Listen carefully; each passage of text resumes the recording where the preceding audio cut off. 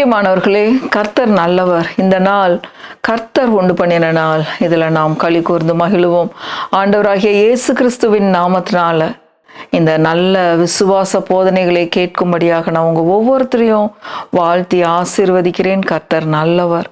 இயேசுங்கிற பேரில் இருக்கிற அற்புதம், இயேசுங்கிற பேரை சொல்லும் பொழுது நமக்கு என்ன கிடைக்குது, இதெல்லாம் தான் இன்றைக்கு நாம் கற்றுக்கொள்ள போகிறோம். அவருடைய நாமத்தில் நாம் எப்படியெல்லாம் கேட்கலாம், எப்படிப்பட்ட அதிகாரம் நமக்கு கொடுக்கப்பட்டிருக்கு, கிறிஸ்மஸ்னால் என்ன, இந்த கிறிஸ்மஸின் காலங்களில் கிறிஸ்மஸ்னால் என்ன அப்படிங்கிறதெல்லாம் தான் நான் சுருக்கமாக வசனங்கள் மூலமாக உங்களுக்கு தெளிவுபடுத்தலான் இருக்கேன். கர்த்தர் நல்லவர். பிரியமானவர்களே, பாருங்கள், யோவான் 14வது அதிகாரம் 13, 14வது வசனத்தை வாசிக்கிறேன். யோவான் 14, 13, 14வது வசனங்கள். நீங்கள் என் நாமத்தினாலே எதை கேட்பீர்களோ குமாரனில் பிதா மகிமைப்படும்படியாக அதை செய்வேன். என் நாமத்தினாலே நீங்கள் எதை கேட்டாலும் அதை நான் செய்வேன். பாருங்க, அவருடைய நாமத்தில், அதாவது அவருடைய பெயர்ல நீங்க எதை கேட்டாலும் அதை நான் செய்வேன், அதுல பிதா மகிமைப்படும்படியாக நான் செய்வேன் அப்படின்னு சொல்லி ஆண்டவராகிய இயேசு கிறிஸ்து சொல்லியிருக்கிறாரு. பாருங்க, நீங்கள் என் நாமத்தினாலே, என் நாமத்தினாலேன்னா இயேசுங்கிற பேரில் நீங்கள் எதை கேட்டாலும் பெற்றுக்கொள்வீர்கள்.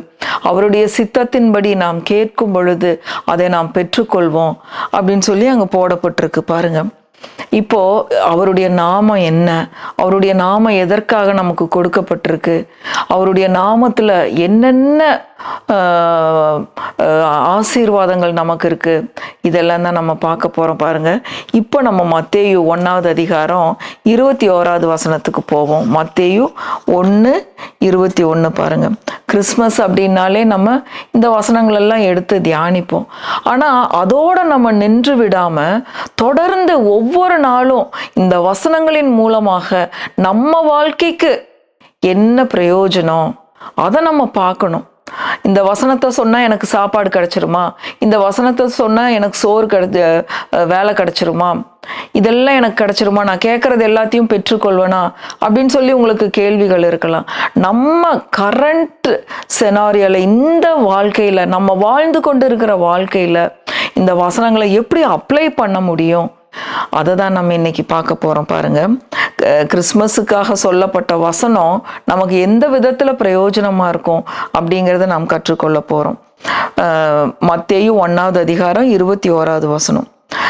தேவதூதன் மரியாள் கிட்ட சொல்றாங்க. பாருங்க, அவள் ஒரு குமாரனை பெறுவாள், அவருக்கு இயேசு என்று பெயரிடுவாயாக, ஏனெனில் அவர் தமது ஜனங்களின் பாவங்களை நீக்கி அவர்களை ரட்சிப்பார் என்றான். பாருங்க, யோசேப்பு கிட்ட தூதன் இப்படி சொல்றான், இந்த மாதிரி மரியாள் கர்ப்பவதியாகி ஒரு குமாரனை பெறுவாள், அவளுக்கு இயேசுன்னு பேரிடுவ. அந்த இயேசுங்கிற பேருக்கு என்ன அர்த்தம் அப்படின்னா, ஜனங்களின் பாவங்களை அவர் சுமந்து தீர்ப்பார். அதற்காக நமக்கு கொடுக்கப்பட்ட பேர் தான் இயேசுங்கிற பேரு அப்படின்னு சொல்லி இந்த தூதன் சொல்லிடுறாரு.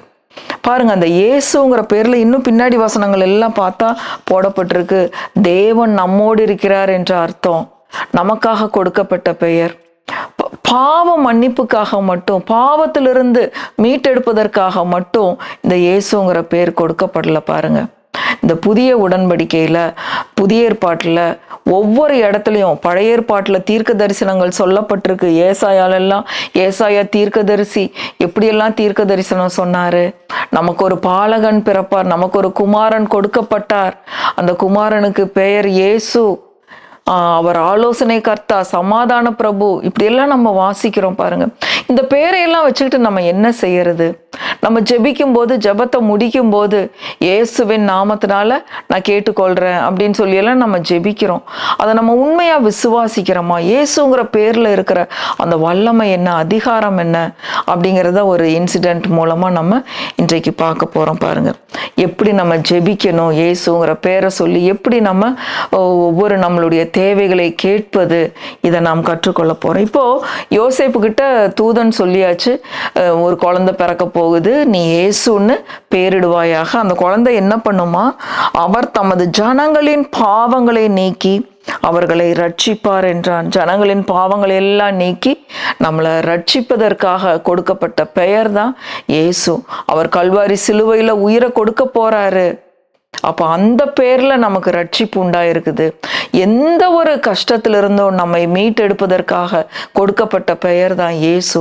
பண கஷ்டங்கள்ல இருந்து, கடன்கள்ல இருந்து, வியாதியிலிருந்து நம்மளை மீட்டெடுப்பதற்காக கொடுக்கப்பட்ட பெயர் தான் இயேசுங்கிற பேரு. அந்த இயேசுங்கிற பேர்ல அவ்வளோ வல்லமை, அதிகாரம் எல்லாமே இயேசுங்கிற பேர்ல தான் இருக்கு பாருங்க. இப்ப ஏசாயா 7வது அதிகாரம் 14வது வசனம். ஏசாயா 7:14.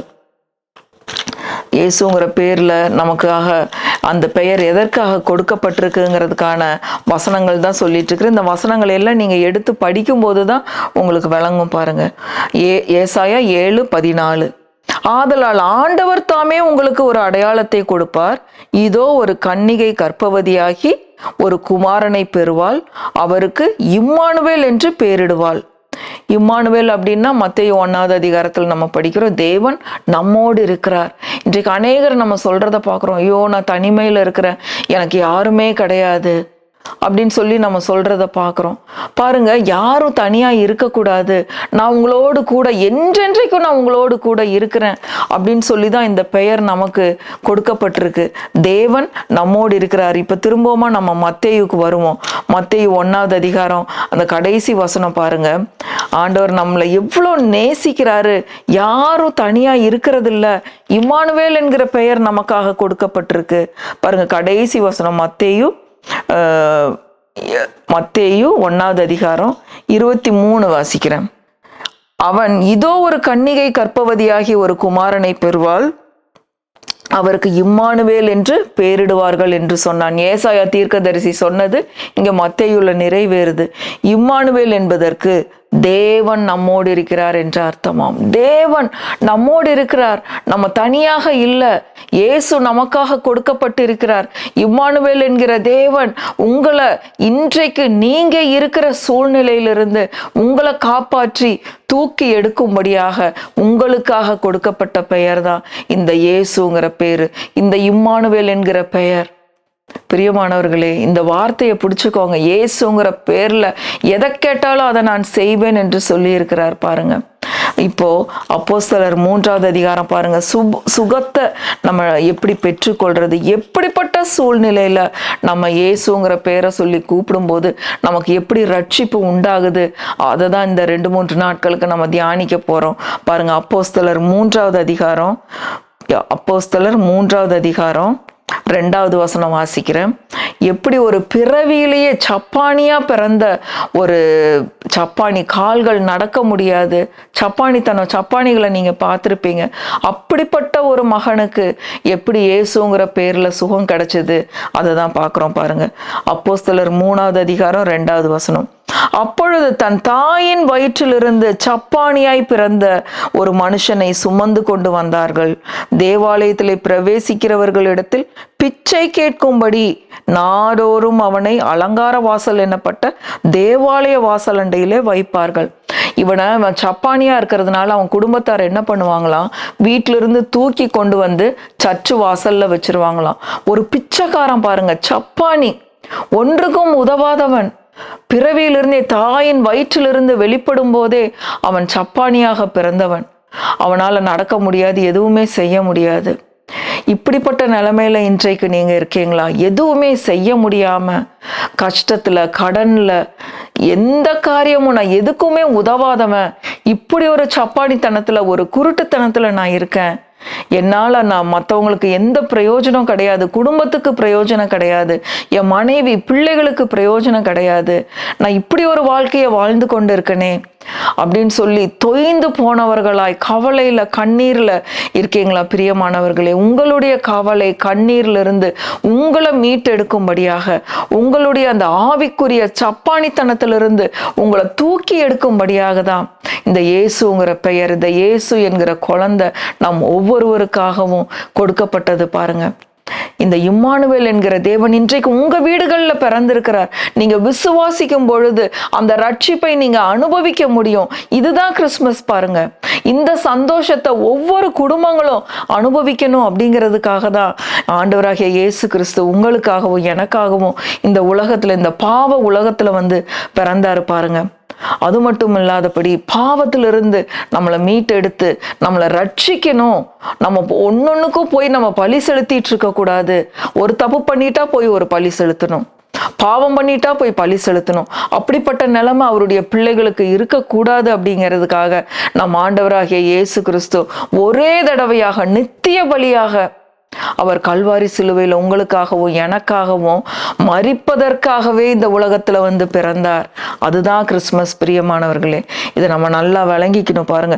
அப்ப இந்த சப்பானிக்கு என்ன நடந்ததுன்னு பாருங்க.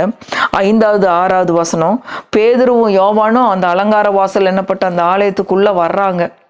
உள்ள வரும்போது இந்த மனுஷன் சப்பானியா பிச்சை கேட்கறக்காக உட்கார்ந்தவன் இவங்க ஏதாச்சும் கொடுப்பாங்க அப்படின்னு சொல்லிட்டு கேட்கிறான் பாருங்க. 5வது வசனம், அவன் அவர்களிடத்தில் ஏதாகிலும் கிடைக்கும் என்று எண்ணி அவர்களை நோக்கி பார்த்தான். அப்பொழுது பேதுரு, வெள்ளியும் பொன்னும் என்னிடத்தில் இல்லை, என்னிடத்தில் உள்ளதை உனக்கு தருகிறேன்.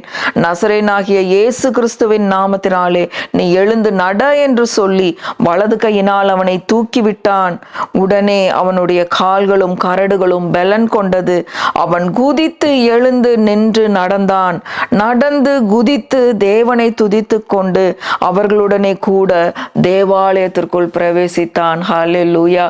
பிரியமானவர்களே, இன்றைக்கு இப்படிப்பட்ட ஒரு சப்பானிகளை போல, ஒன்றுக்கும் உதவாத நிலைமையில பிச்சைக்காரர்களை போல, அனாதைகளை போல கண்ணீர் விட்டு கதறி கொண்டிருக்கிற, அது ஆணார் இருந்தாலும் சரி பெண்ணாய் இருந்தாலும் சரி, எனக்கு வாழ்வதற்கு வழியே கிடையாது, நான் சர்ச்சு வாசல்ல ஒரு அனாதையை போல நின்று கொண்டிருக்கிறேன் அப்படின்னு சொல்லி அனாதைன்னு சொல்ற பிள்ளைகளை நிறைய நான் கேட்டிருக்கிறேன். நான் ஒரு அனாதை, எனக்கு யாரும் இல்லைன்னு.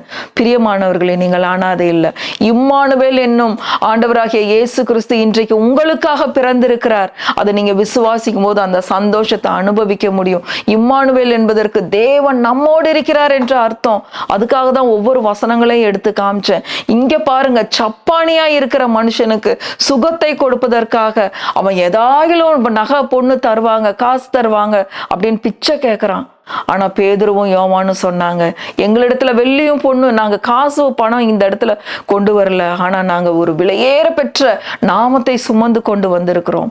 நசரேனாகிய இயேசு கிறிஸ்துவின் நாமத்தினால நீ எழுந்து நடன்னு விசுவாசத்தோட சொல்லும் பொழுது, தாயின் வயிற்றிலிருந்து சப்பானியா பிறந்தவன் எழுந்து குதித்து நடந்து தேவனை துதித்து மகிமைப்படுத்தி ஆடிப்பாடி ஆலயத்துக்குள்ள இருந்து வெளியே போனான்.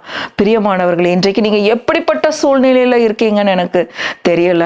ஆனா கர்த்தர் இந்த வார்த்தை இந்த நாள்ல கொடுத்திருக்கிறார். உங்களுடைய சூழ்நிலை எவ்வளவு கடினமானதாக இருந்தாலும் அதிலிருந்து உங்களை மீட்டெடுப்பதற்காக கொடுக்கப்பட்ட பெயர் தான் இயேசு. இந்த இயேசுங்கிற பேர்ல அவ்வளோ பெரிய மாபெரும் ரட்சிப்பு, உலகத்துக்கே ரட்சிப்பு. இந்துக்கள் இல்ல, முஸ்லிம் இல்ல, எந்த மதத்தினரா வேணா நீங்க இருக்கலாம். நீங்க ரட்சிக்கப்படுவதற்காக உங்களுக்காக கொடுக்கப்பட்ட நாமம் தான் இயேசுங்கிற நாமம். இந்த இயேசுங்கிற பேரை நீங்க எந்த மதத்தினரா வேணா இருங்க, நீங்க இயேசுன்னு சொல்லும் பொழுது உங்களுக்கு ரட்சிப்பு உண்டாயிருக்கும். இந்த கிறிஸ்துமஸின் நாட்கள்ல அவர் இந்த உலகத்துக்கு வந்த சந்தோஷத்தை நீங்க அனுபவிக்க முடியும். பாவத்திலிருந்து விடுதலை, வியாதியிலிருந்து விடுதலை, சப்பானித்தனத்திலிருந்து விடுதலை, தரித்திரத்திலிருந்து விடுதலை, எல்லாவற்றிலிருந்தும் விடுதலை கொடுப்பதற்காக தான் ஆண்டவராகிய இயேசு கிறிஸ்து பிறந்திருக்கிறார். இந்த சந்தோஷம் இன்றைக்கு உங்க குடும்பங்கள்ல வந்திருக்கு. இம்மானுவேல் என்கிற தேவன் உங்க குடும்பங்கள்ல பிறந்திருக்கிறார். அவர் ரொம்ப ரொம்ப நல்லவர். இயேசுன்னு சொல்லுங்க, இம்மானுவேல்னு சொல்லுங்க, உங்க குடும்பத்துல ரட்சிப்பை பார்ப்பீர்கள். கர்த்தர் நல்லவர், அவரை துதியுங்கள், அவர் கிருபை என்றும் உள்ளது.